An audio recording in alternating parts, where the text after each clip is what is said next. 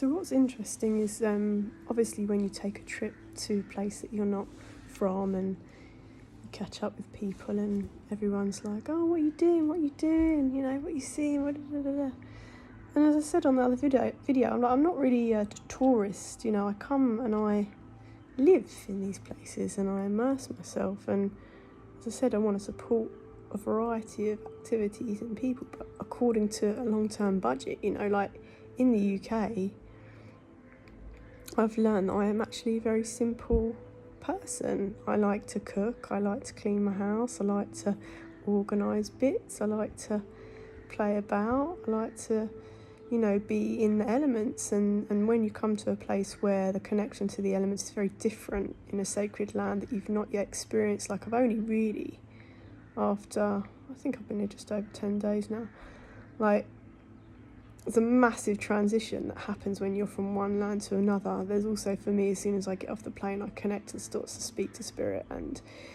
offerings that I need to make or feel called to make, and my body's gone through a process of recalibration. And so I've just been living. It's not like I've got many things on the to-do list. That's why travelling alone is also quite gratifying, because sometimes there's one or two people I know I can travel well with, who don't want to hammer things in every single day. Like, I don't do that, just because I know that my energy's sensitive to heat, and sleep patterns change, and the food, your body's got to get used to the water and the food, and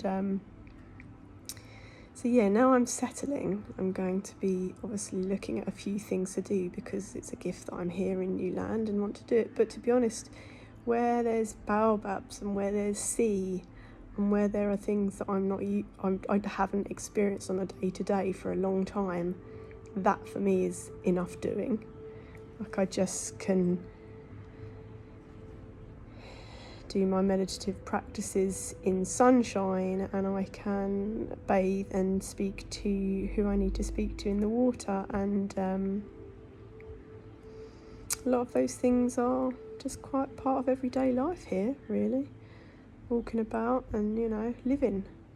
So I think just remember, it might be the change in the wind, that we're all sort of managing our money and our lives differently and scaling back, because we've actually trying to conserve our energy, realising how much talking and going out and doing depletes our energy. And there's a lot coming through for this season.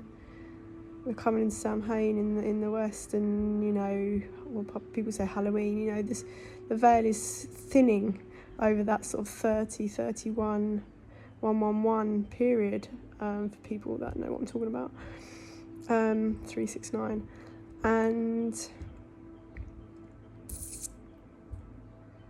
we don't need to be doing all the time. Even if we find ourselves in new land, allow the energy to embrace us slowly, and then I'll see where I get called and where I get to visit. But for me, the trees, the flowers, frangipane, and just so many things, that is enough for me.